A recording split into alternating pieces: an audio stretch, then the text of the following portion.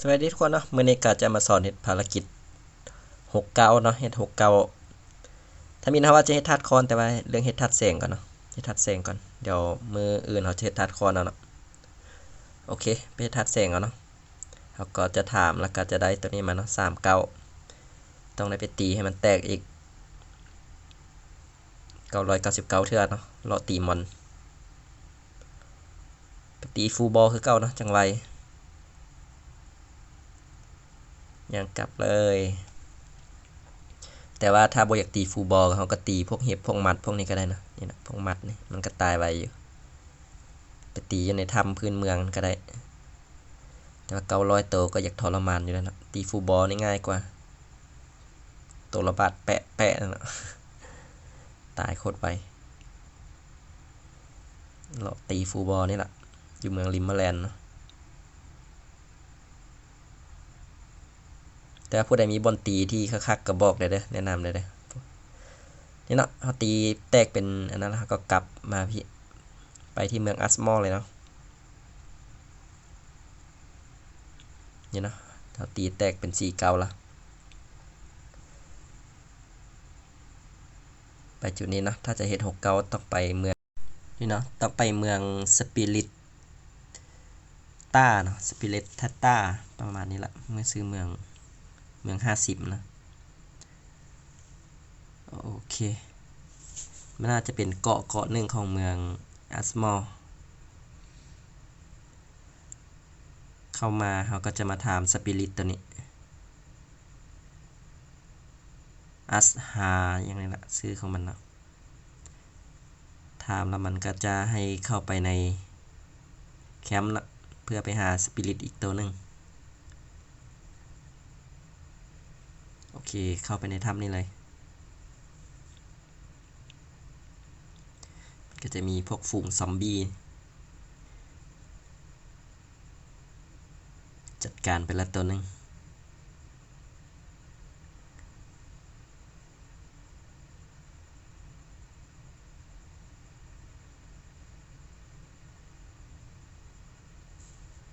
ไปเรื่อยๆนะ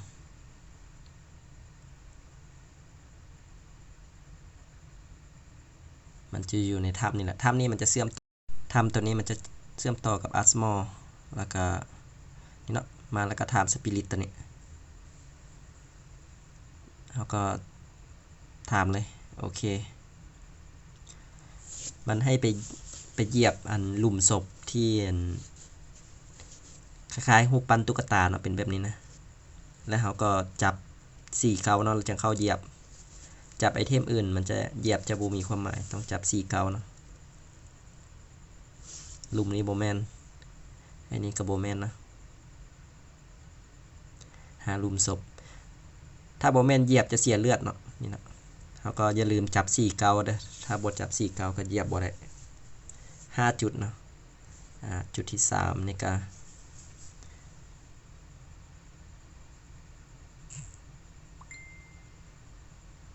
ซอมบี้กาก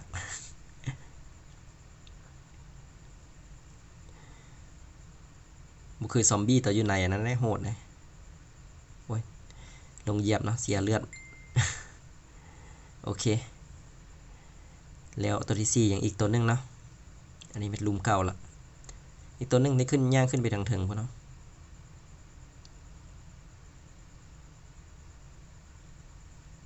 ย่างขึ้นไปเถิงเลยอีกตัวนึงมองทางเขามาพอละ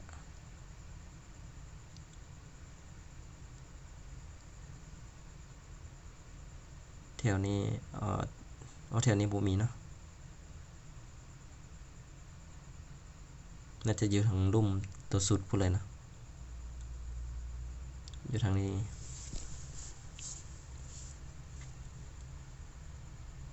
โอเคเนี่ยนะเรียบร้อยครบละ5 อัน5 จุดเนาะมันให้จับ4 เก้าเลยเหยียบโอเคกลับมาทำเนาะแล้วมันก็จะให้เข้าไปตี30 ตัวอีก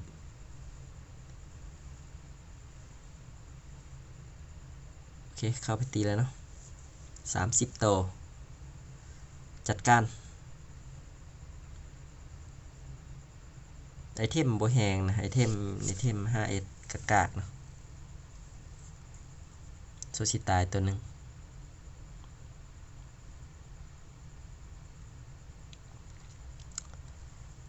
ใครถ้ามีคนหลายเนาะอยู่นี่เนาะถ้าไม่เฮ็ดผู้เดียวนี่โอ้อยากยุ่งเลยอันนี้มันทำอย่างวะบูมีซอมบี้แต่บ่ทำนี่น่าจะบูมีแล้วนะออกไปเดียงนอกดีกว่า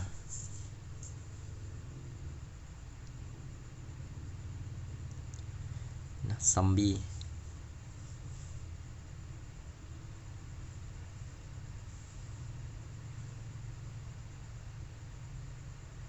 คนหลายโพด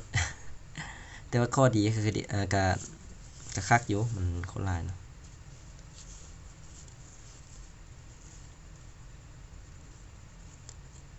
แต่ว่าเขาจับไอเทมมันนี่ตีก็บ่อยากไหวเลยคันมีสัตว์เลี้ยงคนโหดตีนำยังใครได้โอ้เกือบเสริมเดือบบ่ทันยัดบัตรละ100 บาทละ100เนาะโอเคนี่โตสุดท้ายแล้วเนาะปั้งเรียบร้อยก็ออกมาทำมันก็จะให้มอนโดวิกตัวน้อยมาเนาะหินขนาดน้อยโอเคกลับออกไปเฮ็ดอีกอีก3 เม็ดเนาะนำตัวลิก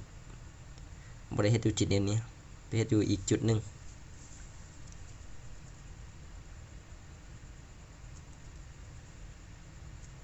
อันนี้เหยียบบ่เป็นหยังแล้วเนาะเขาจับ5Sบ่เป็นหยังเนาะถ้าจับ49นี่มันจะกัด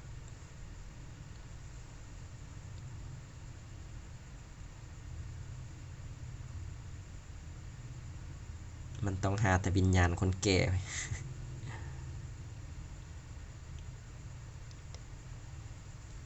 โอเคมันบอกให้ไปโพโตเดมอนนี่อย่างนี้ละมิติเนาะมิติเดมอนนี่นะอันนี้มีคุมสมบัติโอ้เดเตา850นะโอเคอยู่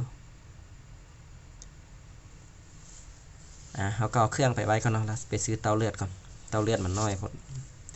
ตีแต่ละงวดนี้ได้เที่ยวมาซื้อเตาเลือด2งวดก่อนนะจังตีครบ30 โตเพราะว่าไอเทมมันกากเลยสวยปไรเนาะมาหน้าก็เอาโมมีแล้วนะเตาเลือดเราจำเป็นได้ไปซื้อละเมื่อนี้ม้วนบุมีเตาเลือดอันระดับ600ใช่ไหม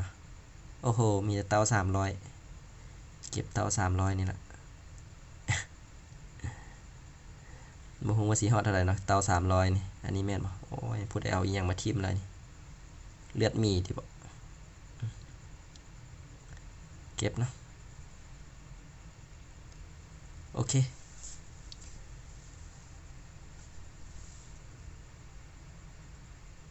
ไปกันต่ออะไรบ้านี้ไปที่มิติที่มันบอกเนาะทำอีกแล้วเนาะ Armor Demon PTL อย่างนี้แหละประมาณนี้เนาะลูกศรมันนี่หักมุมขนาดได้มันซีมาจุดนี้แต่ที่จริงในบริยูนี้นะมันอยู่ลุ่มนี่เนาะลุ่มนี้โอเคเข้ามาก็มาทำสปิริตตัวนี้เนาะมันก็จะให้สปิริตคอมเพลตมาเนาะเราก็กดไซส์อยู่นี่แล้วมันจะมีหอยตีนย่างไปเนาะแบบนี้ตึกไปเนาะ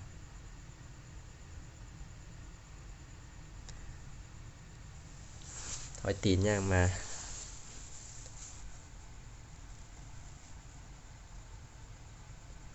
นี่นะมันกำลังเด้งมา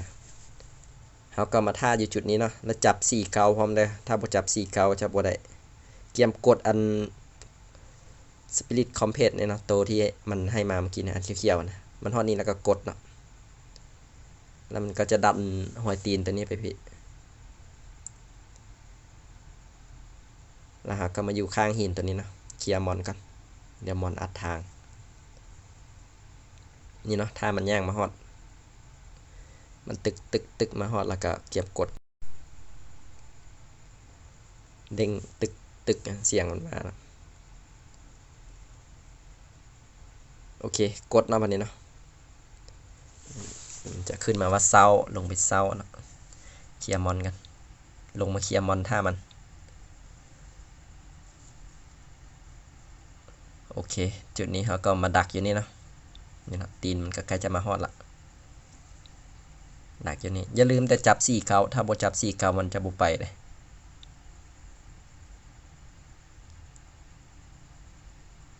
นี่นะมันมาฮอดนี่แล้วก็กด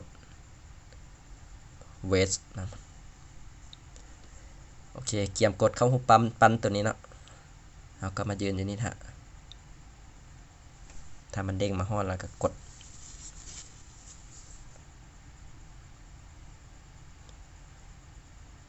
โอเคกดเลยเนาะโอเคไฟก็จะหุ่งเนาะแล้วเราก็จะย่างขึ้นมาแล้วก็กดอันเขียวๆเนาะเรียบร้อยภารกิจมันจะซีกลับไปหาง่ายอยู่ภารกิจตัวนี้ถ้าจืดจุดละเพียงแต่ว่าเอาไปแนวใดก็ได้เนาะให้มันไปฮอดจุดนั้นอยากกดแนวใดก็กดเลย โอเคเรียบร้อยนะมันก็จะซีเข้าไปในเนาะเราก็จับ4เก้าแล้วก็เข้าไปตีลิกเนาะ30โตทางลิกนี่บ่ค่อยมีคนมาตีไว้มาทางอันซอมบี้อันบักหลายอันนี้มีได้2คนตีอันนี้ได้ค่อยตีเอาเนาะบ่อยากไหวมันลิกมันสะท้อนได้ตีแหงอีกโอนสปิริตนะวิญญาณเท่าว่าซั่นวิญญาณแก่คนแก่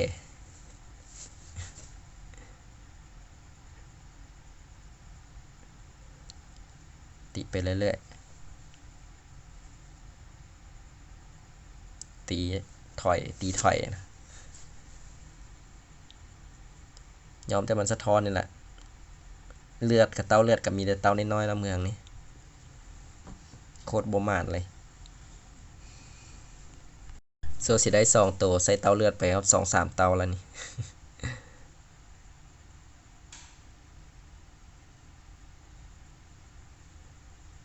โอ้เลือดเด้งเกือบ100ปลายเนาะใส่บาทนึงโอเคตัดไปเตรียมจบเลยซะมันโดนคนคันสิตีให้จบแต่ตัวที่27แล้วนะมาทัดคอนมื้ออื่นเฮาสิเฮ็ดให้เบิ่งเด้อทัดคอนนะเพราะว่ามันยังบ่ครบทิศนะยังถามบ่ได้เฮาจะเอาเวลใหญ่ไปเฮ็ดเอาทัดคอนมันจังจะไวเด้อเวลน้อยนี่มันตีโซสิตายเนาะก็เลยว่าซาโซสิได้อัพคลิปนี่ก็จะเป็นตัวที่29แล้วนี่โอเคตัว30เนาะตัวสุดท้ายรอมันขึ้นมาเฮาก็บ่อยากให้ถึกหลุมนะเต้าเลือดเอามาก็สิเบิดละไปเอางวดที่2แล้วเด้นี่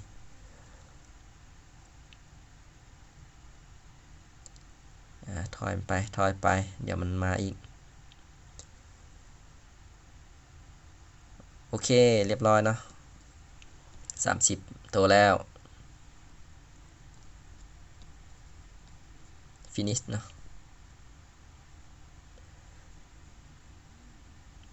ออกไปเลยถามเนาะมันก็จะให้มามอนโดวิดมาเนาะอีก3อันต่อไปเขาก็ไปเอาตัวที่เอาปะไปขังกันเนาะแล้วก็ไปเฮ็ด6เก้าเลยง่ายๆเนาะภารกิจตัวนี้ถ้ามีไอเทมแพงๆนี่โคตรสบายเลยล่ะ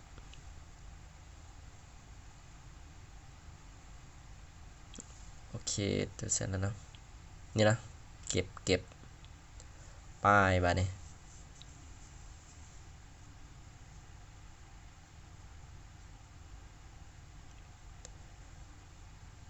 ไปที่เมืองอันนั้นเนาะเกาะของเมืองอัสมอร์มาเอาก็ฝากเข้าไปกดเข้าไปรอบ2เนาะสตอร์เนาะแล้วก็ตัวทำอิฐเลยนะเรียบร้อย6เก้าเฮาก็สำเร็จจบเนาะคลิปเฮาผู้ใดเข้ามาก็ฝากกดติดตามให้ได้